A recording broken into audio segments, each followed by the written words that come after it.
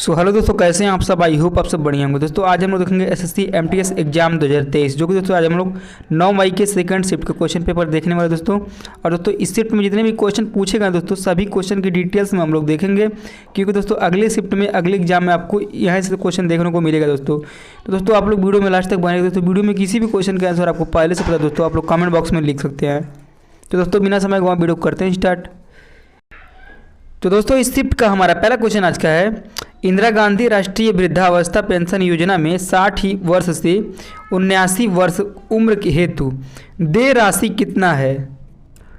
तो दोस्तों 60 वर्ष से 79 वर्ष की आयु तक 200 रुपये प्रति माह केंद्र सरकार द्वारा एवं दोस्तों 400 रुपये प्रति माह राज्य शासन द्वारा दिया जाएगा दोस्तों। वहीं आपकी बात करें तो दोस्तों 80 वर्ष या उससे अधिक आयु होने पर 500 रुपये प्रति माह केंद्र सरकार द्वारा एवं 100 रुपये प्रति माह राज्य शासन द्वारा। प्रकार हितग्राही को मार्च 2019 से राशि 600 प्रति माह प्रदान की जाती है। इसकी शुरुआत दोस्तों हुई थी 15 अगस्त 1995 को। चलिए दोस्तों अगला क्वेश्चन आपका पूछा गया था दोस्तों, जीएसटी टैक्स स्लैब्स कितने प्रकार के होते हैं। तो दोस्तों ये आपके मुख्यतः 4 प्रकार के होते हैं, जो कि दोस्तों 0% का मान्यता नहीं है दोस्तों। 0%, 5%, 12%, 18% और दोस्तों 28%। चलिए अगला क्वेश्चन आपका दोस्तों, भारत रत्न पुरस्कार प्राप्त करने वाले पहले संगीतकार कौन थे। तो दोस्तों एमएस सुब्बलक्ष्मी, जो कि दोस्तों मदुरई तमिलनाडु की एक भारतीय कर्नाटक संगीत की गायिका थी। उन्हें 1998 में भारत रत्न मिला, 1954 में पद्म भूषण मिला, 1975 में पद्म विभूषण मिला। उनके बाद 1999 में पंडित रवि कुमार शर्मा को भारत रत्न से सम्मानित किया गया। और 2001 में दोस्तों 2 लोगों को किया गया दोस्तों, उस्ताद बिस्मिल्लाह खान और सुश्री लता मंगेशकर को। और 2009 में पंडित भीमसेन जोशी को भारत रत्न पुरस्कार से सम्मानित किया गया। वह 1974 में एशिया का नोबेल पुरस्कार पाए जाने वाले रमन मैग्सेसे पुरस्कार पाने वाली पहली भारतीय संगीतकार हैं। वह भारत की पहली थीं जिन्होंने 1966 में संयुक्त राष्ट्र महासभा में प्रदर्शन किया। तो दोस्तों ये सभी महत्वपूर्ण फैक्ट आपको ध्यान में रखना है। चलिए अगला क्वेश्चन आपका पूछा गया दोस्तों, इनमें से कौन सी पहाड़ी पश्चिमी घाट सह्याद्री के अंतर्गत नहीं आती है। तो दोस्तों महादेव पहाड़ियाँ नहीं आती है दोस्तों। महादेव पहाड़ियाँ मध्य प्रदेश के मध्य प्रदेश राज्य में पहाड़ियों की एक श्रृंखला है, सतपुड़ा पर्वत श्रेणी के अंतर्गत आता है। सबसे ऊंची चोटी इसका धूपगढ़ है दोस्तों। चलिए दोस्तों अगला क्वेश्चन आपका पूछा गया दोस्तों, अर्थशास्त्र के लेखक कौन हैं।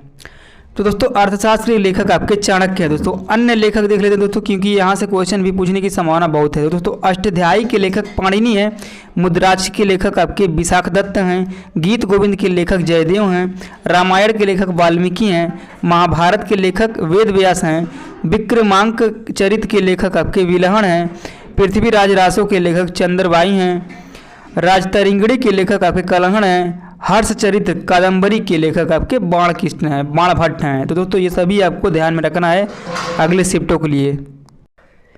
चलिए दोस्तों अगला क्वेश्चन आपका है, बांग्लादेश की सीमा भारत के किस राज्य से नहीं लगती है।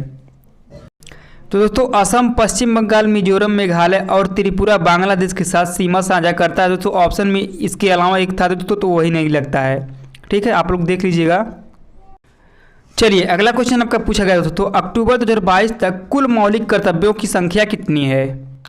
तो दोस्तों वर्तमान में अनुच्छेद 51A के तहत वर्णित 11 मौलिक कर्तव्य हैं दोस्तों, जिनमें से 10 को 42वें संविधान संशोधन 1976 के माध्यम से जोड़ा गया था, जबकि 11वें मौलिक कर्तव्यों को वर्ष 2002 में 86वें संविधान संशोधन के जरिए संविधान में शामिल किया गया था दोस्तों। भारतीय संविधान का भाग 4A मौलिक कर्तव्यों से संबंधित है। मौलिक कर्तव्य रूस के संविधान से लिया गया है दोस्तों। ये सभी महत्वपूर्ण फैक्ट आपको ध्यान में रखना है। चलिए अगला क्वेश्चन आपका पूछा गया दोस्तों, भारत का उपराष्ट्रपति बनने के लिए न्यूनतम आयु कितनी होनी चाहिए। तो दोस्तों 35 वर्ष होनी चाहिए न्यूनतम आयु भारत का उपराष्ट्रपति बनने के लिए दोस्तों। प्रधानमंत्री बनने के लिए 25 वर्ष, लोकसभा के सदस्य के लिए कम से कम 25 वर्ष की आयु तथा राज्यसभा के लिए दोस्तों 30 वर्ष की आयु होना जरूरी है। चलिए अगला क्वेश्चन आपका पूछा गया दोस्तों, इनमें से कौन सा प्रतिबिंब पर्दे पर प्राप्त नहीं किया जा सकता है। तो दोस्तों आभासी इमेज किसके द्वारा बनाई जाती है दोस्तों? एक समतल दर्पण और अपसारी लेंस और एक उत्तल दर्पण की सहायता से एक आभासी छवि बनाई जाती है। ऐसे प्रतिबिंब जिन्हें पर्दे पर प्राप्त किया जा सकता है उन्हें वास्तविक प्रतिबिंब कहते हैं। जिन्हें पर्दे पर नहीं प्राप्त किया जा सकता तो उन्हें आभासी प्रतिबिंब कहते हैं। चलिए दोस्तों अगला क्वेश्चन आपका पूछा गया है दोस्तों, निम्नलिखित में से कौन सा पृथ्वी का मंडल नहीं है?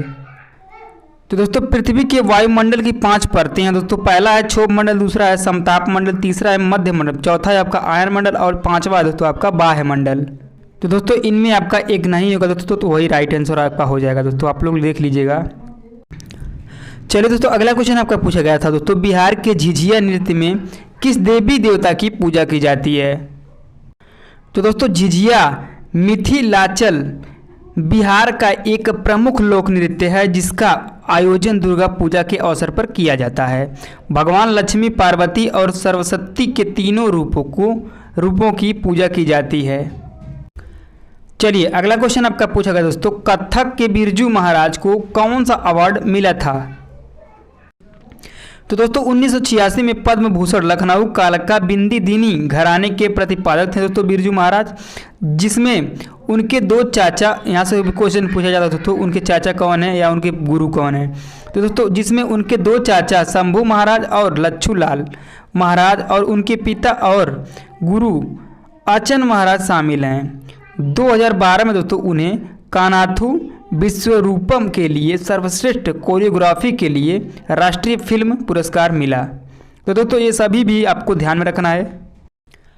चलिए दोस्तों अगला क्वेश्चन आपका पूछा गया दोस्तों, पांड्य वंश की राजधानी कहाँ थी? तो दोस्तों ये क्वेश्चन का राइट आंसर आपका हो जाएगा मदुरई पांड्य वंश की राजधानी थी। चलिए दोस्तों अगला क्वेश्चन आपका पूछा गया था दोस्तों, फीफा विश्व कप 2022 का आयोजन कहाँ किया गया था? तो दोस्तों यह आयोजन आपका कतर देश में हुआ था दोस्तों, जो कि दोस्तों विजेता आपके अर्जेंटीना रहा और दोस्तों उपविजेता फ्रांस रहा और तीसरे स्थान पे आपका क्रोएशिया देश रहा दोस्तों। सबसे ज़्यादा गोल दोस्तों कैलिन एम्बाप्पे जो कि दोस्तों फ्रांस के थे दोस्तों, जिन्होंने 8 गोल किया दोस्तों। सर्वश्रेष्ठ खिलाड़ी लियोनेल मेसी थी। सर्वश्रेष्ठ युवा खिलाड़ी एंजो फर्नांडिस थे। सर्वश्रेष्ठ गोलकीपर दोस्तों एमिलियानो मार्टिनेज थी। चलिए अगला क्वेश्चन आपका पूछा गया दोस्तों, पूर्ण स्वराज की मांग करने वाले कांग्रेस अधिवेशन की अध्यक्षता किसने की थी? तो दोस्तों 31 दिसंबर 1929 को कांग्रेस के लाहौर अधिवेशन में जवाहरलाल नेहरू ने ही अध्यक्षता की थी। चलिए अगला क्वेश्चन आपका पूछा गया दोस्तों, विश्व खेलों 2022 का आयोजन कहाँ किया गया था? तो दोस्तों 2022 बर्मिंघम अलाबामा जो कि दोस्तों यूएसए 11वां विश्व ये खेल था दोस्तों। 2022 विश्व खेलों में भारत ने एक ब्रॉन्ज मेडल जीता था दोस्तों। फर्स्ट पे आपका जर्मनी देश रहा था दोस्तों जो कि 27 मेडल के साथ। सेकेंड में आपका यूएसए रहा था दोस्तों। और यह खेल दोस्तों 2025 में आपका चाइना में होगा दोस्तों, चेंगडू में। चलिए दोस्तों अगला क्वेश्चन आपका पूछा गया दोस्तों, भारत भार के आधार पर सड़कों को कितनी मांगों में वर्गीकृत किया गया है? तो दोस्तों ट्रैफिक वॉल्यूम के आधार पर सड़कों का वर्गीकरण किया गया दोस्तों, जो कि 4 प्रकार के हैं दोस्तों। पहला आपका है हल्की सड़कें, दूसरा आपका माध्यम सड़कें, तीसरा आपका भारी सड़कें, चौथा आपका बहुत भारी सड़कें। दोस्तों सड़कों के स्थान और कार्य के आधार पर सड़कों का वर्गीकरण भारतीय सड़क कांग्रेस IRC द्वारा 5 भागों में राष्ट्रीय राजमार्ग, दूसरा आपका है राज्य राजमार्ग, तीसरा आपका है प्रमुख जिला सड़कें, चौथा आपका है अन्य जिले की सड़कें, पांचवा आपका है गांव की सड़कें। चलिए दोस्तों अगला क्वेश्चन आपका पूछा गया दोस्तों, किसके आदेश पर गोलियां चलाने पर जलियांवाला बाग हत्याकांड हुआ था? तो दोस्तों रॉलेट एक्ट का विरोध करने के लिए 13 अप्रैल 1919 को बैसाखी के दिन, ठीक जिसमें जनरल डायर ने आकर उस सभा में उपस्थित भीड़ पर गोलियां चला दी। और दोस्तों ये कांड आपका अमृतसर पंजाब में हुआ था दोस्तों। उस समय वायसराय वहाँ के दोस्तों लॉर्ड चैम्सफोर्ड थे। चलिए दोस्तों अगला क्वेश्चन आपका पूछा गया दोस्तों, प्रधानमंत्री युवा 2.0 योजना में कितने वर्ष उम्र तक के युवा को लेखन प्रशिक्षण प्रदान किया जाएगा? तो दोस्तों इस योजना के अंतर्गत 30 वर्ष की आयु तक के युवा और नवोदित लेखकों को प्रशिक्षण किया जाएगा। शिक्षा मंत्रालय ने 2 अक्टूबर 2022 को युवा 2.0 युवा आगामी और बहुमुखी लेखक योजना शुरू की है। चलिए अगला क्वेश्चन आपका पूछा गया दोस्तों, one the origin of species पुस्तक के लेखक कौन है? तो दोस्तों यह पुस्तक के लेखक आपके चार्ल्स डार्विन हैं।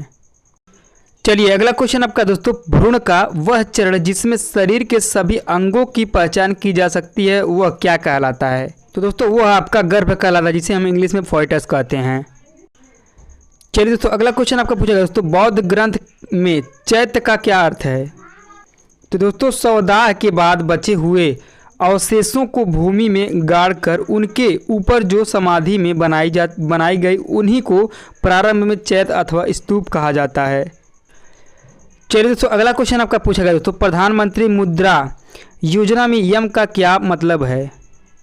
दोस्तों मुद्रा का आपका पूरा मतलब होता है दोस्तों आपका micro units development and refinance agency. दोस्तों मुद्रा पीएमए में 3 तरह के लोन है दोस्तों। पहला आपका है शिशु लोन, जो कि दोस्तों इसमें शिशु लोन के तहत 50,000 तक के कर्ज दिए जाते हैं। दूसरा आपका है किशोर लोन, इसमें दोस्तों किशोर लोन में कर्ज के तहत 50,000 से 5 लाख तक के कर्ज दिए जाते हैं दोस्तों। चौथा आपका है, तीसरा आपका है तरुण लोन, जो कि दोस्तों तरुण लोन में तरुण कर्ज के तहत दोस्तों 5 लाख से 10 लाख रुपए तक कर्ज दिए जाते हैं। चलिए दोस्तों अगला क्वेश्चन आपका पूछा गया दोस्तों, 8वीं सदी के दौरान किस राजधानी पर नियंत्रण के लिए भारत के 3 प्रमुख साम्राज्यपाल प्रतिहार और राष्ट्रकूट के बीच संघर्ष हुआ था? तो दोस्तों ये आपका कन्नौज पर हुआ था दोस्तों। चलिए दोस्तों अगला क्वेश्चन आपका पूछा गया दोस्तों, पूरी उड़ीसा में जगन्नाथ मंदिर किस को समर्पित है? तो दोस्तों इस क्वेश्चन का राइट आंसर आपका हो जाएगा जगन्नाथ। तो दोस्तों ये थे आपके बच्चों द्वारा जितने भी क्वेश्चन मिले दोस्तों, आज हम लोग इस वीडियो में डिस्कस कर चुके दोस्तों विथ एक्स्ट्रा फैक्ट के साथ। तो दोस्तों ये बिल्कुल 100% रियल क्वेश्चन पेपर है। तो दोस्तों अगर जो हमारा वीडियो आपको थोड़ा सा भी पसंद आया हो तो दोस्तों प्लीज़ वीडियो को लाइक कर दीजिएगा। चैनल पर दोस्तों पहली बार विजिट किए सब्सक्राइब करना ना भूलिएगा दोस्तों, क्योंकि मैं ऐसे इसी तरह के डेली वीडियो अपलोड करता रहता हूँ इसी चैनल के माध्यम से। तो दोस्तों मिलते हैं नेक्स्ट वीडियो में, दोस्तों जय हिंद जय भारत।